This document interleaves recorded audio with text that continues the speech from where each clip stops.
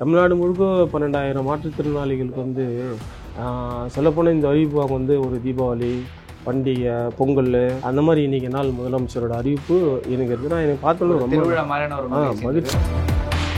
மாற்றுத்திறனாளி கொடுத்தேன், 25 வயசுக்குள்ளே ஒருத்தனை மாவட்ட செயலாளர் ஆக்கினேன், பார்வையற்ற பெண்கள் கூட வந்து எங்கள் விஜய் சாப்பிட்டாரு. இப்படின்றதெல்லாம் வந்து ஒரு விளம்பரத்துக்காக தான்.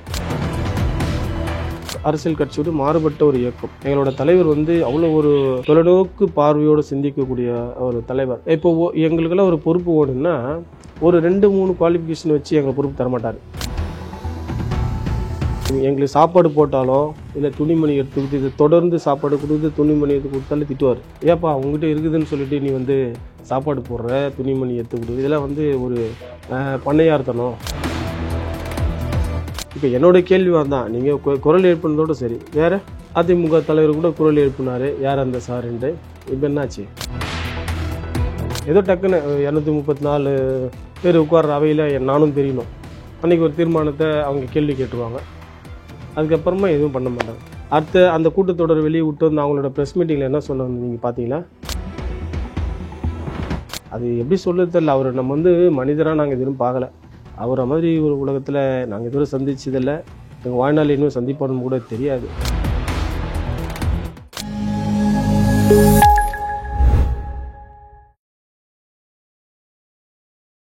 நாதஸ்மேனர்களுக்கு வணக்கம். அரசியல் பல பரபரப்பான கட்டங்களை நோக்கி நகர்ந்து கொண்டு இருக்கிறது. அது குறித்து விவாதிக்க விடுதலை சிறுத்தைகள் கட்சியின் இளைஞர் அணி மாநில துணை செயலாளர் திரு லெனின் அன்பரசன் நம்மோடு இணைந்திருக்கார். வணக்கம் சார்.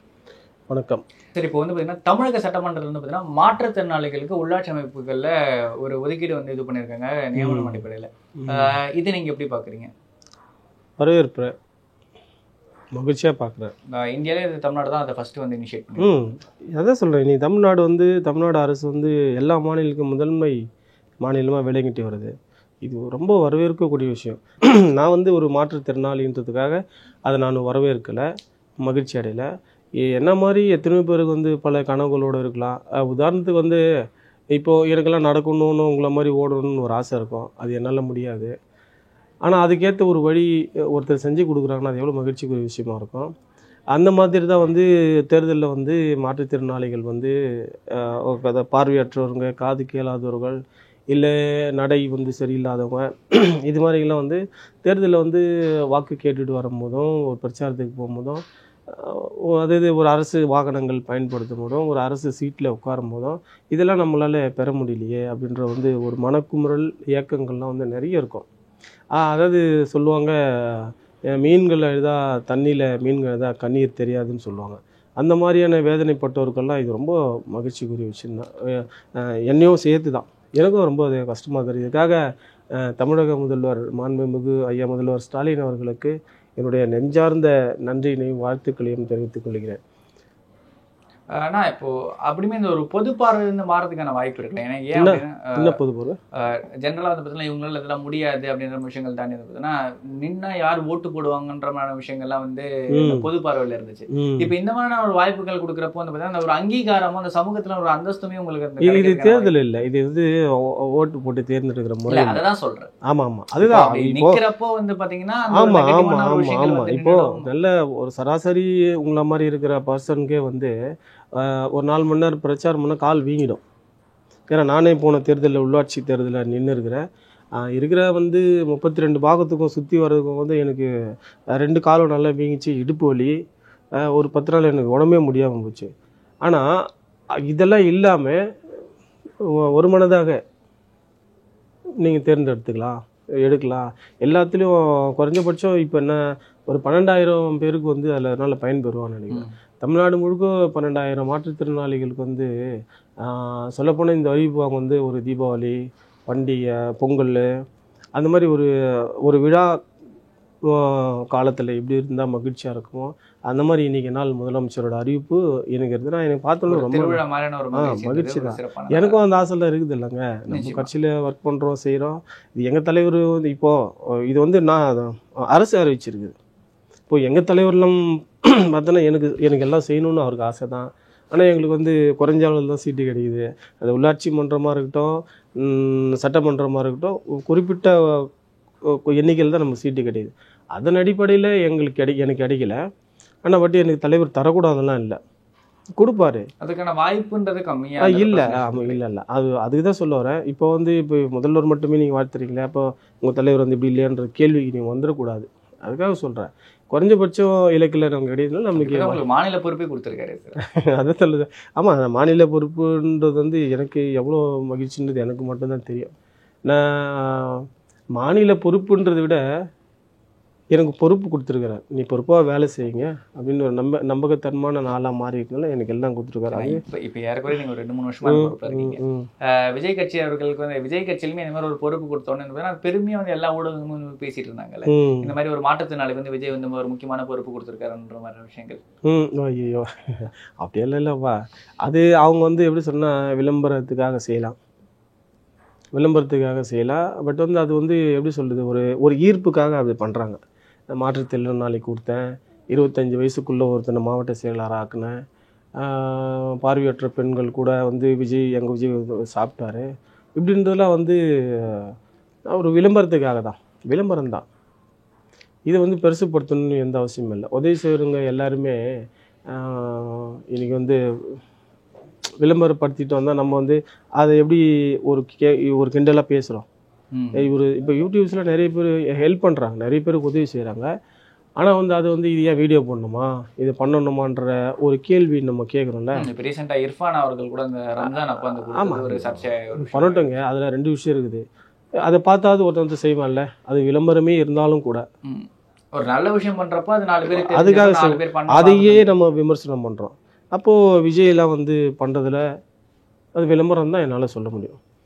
இப்போ நாங்கள் ஏன் பெருமை கொண்டாடலை நம்பிக்கை ஆட்சின்னா, எங்கள் கட்சி அதாவது விடுதலை சிறுத்தை கட்சின்றது வந்து எல்லா அரசியல் கட்சிக்கும் மாற்றாக தான் செயல்படும். முற்றிலுமாக எங்களோட களமே வேறு. இப்போது நீங்கள் என்ன மாநில இளைஞர் அணி செயலாளர் சொன்னீங்களே, ஆனால் நாங்கள் வந்து மாநில இளஞ்சிறுத்தை எழுச்சி பாசறை, இளம் சிறுத்தைகள் எழுச்சி பாசறை. அது இளைஞர் அணி தான். அதாவது வார்த்தைகள் கூட, உச்சரிப்பு கூட, எங்களோட களம் கூட எல்லா அரசியல் கட்சியோட மாறுபட்ட ஒரு இயக்கம். எங்களோட தலைவர் வந்து அவ்வளோ ஒரு தொலைநோக்கு பார்வையோடு சிந்திக்கக்கூடிய ஒரு தலைவர். இப்போ எங்களுக்கெல்லாம் ஒரு பொறுப்பு ஓடுன்னா ஒரு 2-3 குவாலிஃபிகேஷன் வச்சு எங்களை பொறுப்பு தரமாட்டார். 2-3 வச்சு தரமாட்டார். பன்முகத்தன்மை இருக்கணும் எங்ககிட்ட. மக்கள்கிட்ட ஒரு நல்லா பேசணும், மக்களை இணைஞ்சு இருக்கணும். எங்களுக்கு சாப்பாடு போட்டாலோ இல்லை துணிமணி எடுத்து கொடுத்து இதை தொடர்ந்து சாப்பாடு கொடுத்து துணிமணி எடுத்து கொடுத்தாலே திட்டுவார். ஏப்பா உங்ககிட்ட இருக்குதுன்னு சொல்லிட்டு நீ வந்து சாப்பாடு போடுற, துணிமணி எடுத்து கொடு, இதெல்லாம் வந்து ஒரு பண்ணையார்த்தனம். அது முக்கியம் இல்லை. நீ மக்களோட போய் நிற்கணும். அவன் கஷ்டம்னா நீ அவன் முன்னாடி போய் நிற்கணும். சராசரி ஒருத்தன் 8 மணி நேரம் தூங்குறான்னா உன்னோட தூக்கம் வந்து 2 மணி நேரம் தான் இருக்கும். நீ அங்கே ஒரு பிரச்சனை நீ அங்கே போகிறேன்னா அவங்ககிட்ட டீசலுக்கோ சாப்பாட்டுக்கோ மற்றதுக்கோ எதுக்குமே நீ வாங்கக்கூடாது. உன் கை காசு போட்டு செலவு பண்ணு. அவன் கண்ணீரை தொடி. நாளைக்கு இந்த பொறுப்பாளர் விடுதலை சிறுத்தைந்து ஒரு பொறுப்பாளர் என் பின்னாடி நிற்கிறான்றது தைரியத்தை அவங்கள்ட்ட கொடு. இப்படி எங்களை வழி நடத்துவார். சில பேர்லாம் ஒரு இன்வெஸ்ட்மெண்ட் பண்ணுவாங்க அரசியலில், அது அறுவடை செய்யறதுக்கு என்னவோ அதை செய்வாங்க. எங்களுக்கு அப்படி இல்லை. நாங்கள் மட்டும் இல்லை, எங்கள் தலைவரோட சேர்த்து தான், அவர் பார்த்து தான் எங்களுக்கு இந்த பழக்கமே ஏற்பட்டது.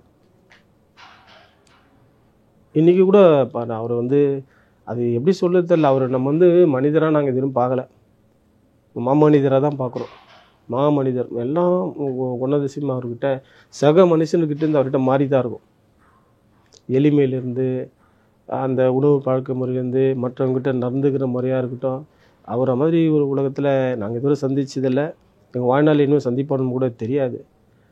இதான் எதுக்கு சொல்ல வரேன்னா, இந்த மாதிரி தான் எங்களோட பொறுப்பு. எதுலையுமே நாங்கள் வந்து இந்த பெருமை பேசுறது அப்படிலாம் இருக்கக்கூடாதான். ஓகேண்ணா. இப்போ வந்து நியமன பதவி அப்படின்றது மாதிரி எப்பத்துலேருந்து வருன்ற மாதிரி விஷயங்கள்லாம் வந்து இன்னும் அனௌன்ஸ் பண்ணது. ஆனால் இருந்தாலுமே இப்போ இந்த மாதிரி ஒரு ரெப்ரசன்ட் கிடைச்சதுனால வந்து பார்த்தீங்கன்னா பள்ளி கல்வியெல்லாம் ஒரு சில இடங்கள் அந்த ரேம்ப் ஃபெசிலிட்டின்றது கொடுத்துருக்காங்க. இன்னும் பல இடங்கள் அந்த ரேம்ப் ஃபெசிலிட்டின்றது வரவே இல்லை. அதே மாதிரி பார்வை மாற்றுத்திறனாளிகளுக்கான அந்த பிரெய்லி முறையும் அதுக்கப்புறம் அந்த நடந்து போறதுக்கான இதுவுமே ப்ராப்பராக ஒரு சில இடங்கள்ல இல்லைன்ற விஷயங்கள் பார்க்க வேண்டியதா இருக்கு. இனிமேல் இன்னொரு மாற்ற வேண்டிய விஷயங்கள் நிறைய இருக்குல்ல, இன்னும் அதெல்லாமே இன்னும் கவர்னத்தில் கொண்டு வர வேண்டியது இருக்குல்ல. இல்லை, இப்போ தானே படிப்படியாக செய்கிறாங்க. இது ஆரம்பம் தானே. பார்ப்போம் இந்த வரப்போகிற உள்ளாட்சி மன்ற தேர்தலில் எல்லாம் சரியாயிடும். ஏன்னா சட்டமன்றத்தில் வந்து அவசர சட்டம் ஏற்றி அதை பண்ணுறாங்க. அது வந்து நம்ம பொய்ன்னு சொல்ல முடியாது. அது என்ன வேலை செய்யுதுன்னு நம்ம வந்து ஆராய்ச்சி பண்ண முடியாது. சமமான விஷயங்களை தாண்டியுமே வந்து பாத்தீங்கன்னா இன்னுமே வந்து இல்லை மனு கொடுத்து காத்திருக்க நிறைய பேருக்கு இந்த மாதிரி இன்னும் கேலிபர்ஸே கிடைக்க மாட்டேங்குது, 3 வீல் சேர். இல்லை அது நீங்கள் சொல்கிறீங்க, அது என்ன ஆதாரம், யார் அந்த மாதிரி முறையிட்டாங்கன்னு எனக்கு தெரியல. புரியுதுல்ல? இல்லை வெறும் வந்து இந்த புள்ளி விவரங்களோட இந்த அறிக்கை செய்தி வச்சு நம்ம பேசிட முடியாது. புரியுதுல்ல? நம்ம அறிக்கை செய்தியெல்லாம் நம்ம வச்சுட்டு பேச முடியாது. அதனால் வந்து அந்த அறிக்கை செய்திகளை வச்சு நம்ம எதுவுமே சொல்லிட முடியாது. இது திட்டவட்டமாக இதனால் பாதிக்கப்பட்டவங்க, பலன் அடையாதவங்க யார் வந்து சொன்னான்றது நமக்கு தெரியணும்ல. இதை 19 நம்ம வந்து அடிச்சு விட முடியாது.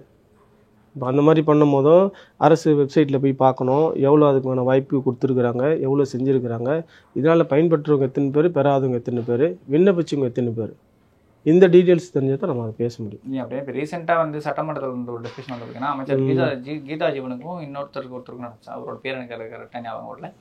என்ன அப்படின்னு பார்த்தீங்கன்னா, எம்எல்ஏ நிதியிலிருந்து எங்களால் வந்து இந்த மாற்றுத்திறனாளிகளுக்கு வந்து எதுவும் பண்ண முடியல. இந்த வீல் சேர் கொடுக்குறதோ இல்லை பைக்கு கொடுக்குறதோ 3 சக்கர நாற்காலிகள் கொடுக்குறதோ வந்து எங்களால் கொடுக்க முடியல. ஏன் அப்படின்னு பார்த்தீங்கன்னா சமூக நலத்துறையோட வந்து பார்த்தீங்கன்னா கொஞ்சம் கிளாஷ் வருது, அதுக்கு பர்மிஷன் கிடைக்க மாட்டேங்கிற விஷயங்கள்லாம் வந்து அவங்க சட்டசபையில் பேசிட்டு இருந்தாங்க. சரி, இன்னும் பல இடங்கள் இந்த மாதிரியான சிக்கல்லாம் இருக்குல்ல, அதுக்கான ஏதாவது ஒரு முகாந்திரம் சட்டசபையில் கேள்வி எழுப்புறாங்க, அதுக்கான அடுத்த கட்ட நடவடிக்கை அவங்க என்னத்துன்றாங்க சொல்லலையே.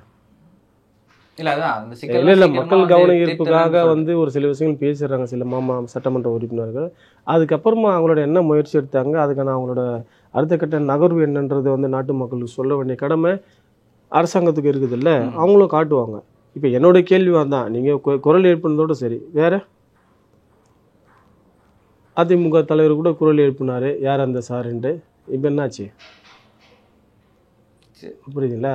அது கவன ஈர்ப்புக்காக பேசக்கூடிய ஒரு மக்கள் பிரதிநிதி தான் இன்னைக்கு நிறைய பார்க்க முடியுது. தொடரணும் இல்லை? இன்றைக்கி நாங்கள் விசிக்க வச்சுக்கிற கோரிக்கை எதெல்லாம் நாங்கள் பின்வாங்கியிருக்கிறோமா? இங்கே என்ன சாணவாசா இருக்கட்டும், அண்ணன் சிந்தனை செல்வனாக இருக்கட்டும், அண்ணன் பாபுவாக இருக்கட்டும், அண்ணன் பாலாஜியாக இருக்கட்டும், ஒரு விஷயத்தை சட்டமன்றத்தில் பேசுகிறாங்கன்னா அடுத்த கூட்டத்தொடருக்குள்ளே அது நிறைவேற்றப்படுது. எப்படி? அப்போ வந்து மக்கள் மேலே அந்த கவனம் செலுத்துறதில்ல.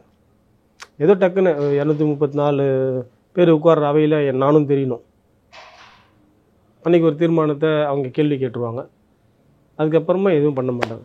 அடுத்த அந்த கூட்டத்தொடர் வெளியே விட்டு வந்து அவங்களோட ப்ரெஸ் மீட்டிங்கில் என்ன சொன்னாங்க நீங்கள் பார்த்தீங்களா? மன்றத்தில் கேள்வி எழுப்புவதும் சரி சார், சட்ட சபைக்குள்ளே கேள்வி எழுப்புவதோடு சரி, ப்ரெஸ் மீட்டுக்கு என்ன சொன்னாங்க, நாட்டு மக்களுக்கு என்ன சொன்ன வந்தாங்க, எதுவுமே சொல்லலையே. இதுக்கெல்லாம் நானும் பதில் சொல்ல முடியாது. சரிங்களா? உங்கள் சார்பா ஏதாவது கோரிக்கை இருக்கா? மாற்றுத்திறனாளிகளுக்கு இந்த மாதிரி விஷயங்கள்லாம் வந்து அரசு பண்ணால் நல்லா இருக்கும், இந்த மாதிரி விஷயங்கள்லாம் முன்னெடுத்தால் நல்லா இருக்குன்ற மாதிரி விஷயங்கள் ஏதாவது இருக்கா? நான் உண்மையாக சொல்ல போனோன்னா இதுவரை நான் அரசு சார்பிலிருந்து எந்த உதவியும் நான் வாங்கலை. ஏன்னா எனக்கு வந்து ரொம்ப பர்சன்டேஜில் நான் இல்லை கூட. எனக்கு வந்து எல்லா தேவைகளும் வந்து என்னால் செஞ்சுக்க முடிய ஒரு கட்டத்தில் நான் இருக்கிறதுனால எனக்கு இப்போ நான் அரசு கொடுக்குற அந்த மாற்றுத்திறனாளியோட சர்டிஃபிகேட் என்கிட்ட இருக்குது, அட்டை இருக்குது. இன்றைக்கி வந்து நான் ட்ரெயின் பாஸு இந்தியா முழுவதும் நான் எங்கே வேணால் போகலாம், பஸ்ஸில் தமிழ்நாடு முழுவதும் எங்கே போகலாம், ட்ரெயின்லேயும் தமிழ்நாடு முழுவதும் எங்கே போகலாம், என் கூட வந்து ஒருத்தர் துணைக்கு வரலாம். இது எல்லாம் சலுகை இருக்குது. மாதம் 1000 ரூபா கொடுக்குறாங்க. ப்ளஸ் வந்து மாற்றுத்திறனாளிக்கு வந்து கடை வச்சுக்கிறதுக்கான ஊக்கத்தொகை, இது லோன் கொடுக்குறாங்க. எல்லாமே இருக்குது. ஆனால் நான் எதையுமே செஞ்சுக்கல, எதையுமே நான் பெற்றுக்கல. அப்போ வந்து இது அரசு செய்யலைன்னு நான் சொல்ல முடியாது. அரசு என்னென்ன செய்யணுன்றது தேவையை வந்து என்னால் அதை சொல்ல முடியல. இல்லை ஒரு சில பேர் உங்ககிட்ட சொல்லியிருப்பாங்களே இந்த மாதிரி அந்த கார்டு வந்து கிடைக்கிறது கொஞ்சம் சிக்கலான விஷயமா இருக்குது, அதுக்கப்புறம் இல்லை அப்படி எதுவும் இது வரைக்கும் எனக்கு கேள்வி கேட்டதில்லை. சில பேர் சொல்லலாம், எனக்கு வந்து கொடுக்கல, எனக்கு அதை வாங்கி தரல, இது வாங்கி தரலன்னு சொல்லலாம். இல்லை ஒரு சில இடங்கள் வந்து அந்த அலுவலர்கள் வந்து பார்த்தீங்கன்னா மாற்றுத்திறனாளிகளை அழக்க வைக்கிறாங்க, 2 வாட்டி 3 வாட்டி வர வைக்கிறாங்க, ரொம்ப கஷ்டப்படுது. இல்லை இப்போ ஒரு சில இடங்களில் பேட்டி கொடுக்குற அந்த மாற்றுத்திறனாளிகள்லாம் வந்து பார்த்தீங்கன்னா எங்களால் அந்த கார்டோ அந்த சர்டிஃபிகேட் வாங்குறதுக்கு எங்களுக்கு கஷ்டமாக இருக்குது வந்து. அப்படிலாம் ஒன்றும் கிடையாதுங்க. பாருங்க, எனக்கு வந்து முதல்வர் ஸ்டாலினும் திமுக அரசு எனக்கு எதை எடுத்து கொடுத்துட்டு போகிறதில்ல. அப்படியெல்லாம் யாருமே நம்ம போய் சொல்ல முடியாது. ஏன்னா நாங்கள் எங்கள் போகிற இடங்கள்லாம் கூட எனக்கு நல்லா ரெஸ்பான்ஸ் இருக்குது, மரியாதை இருக்குது தான். அது மாதிரி சொல்ல வராங்கன்னா, இப்போது நான் திமுகவுக்கு ஆதரவாக பேசக்கூடிய ஒரு மாற்றுத்திறனாளியா என்ன அறியப்பட்டாலும், அதிமுகவுக்காக சிலர் மாற்றுத்திறனாளி இருக்க தானே செய்வாங்க. சில சட்டுன்னு ஒருத்தர் மேலே குறை சொல்கிறதுக்கு இன்னொருத்தரோட கைப்பாவைக்கு அவங்க மாறிடுவாங்க. அப்போ வந்து என்ன இது பண்ணல, அது பண்ணல, எனக்கு செய்யலை இப்படின்ற குற்றச்சாட்டெல்லாம் வைக்கிறாங்க. ஆனால் உண்மையாகவே யாருமே அந்த இது மறுதளிக்க மாட்டாங்க, செஞ்சு தருவாங்க.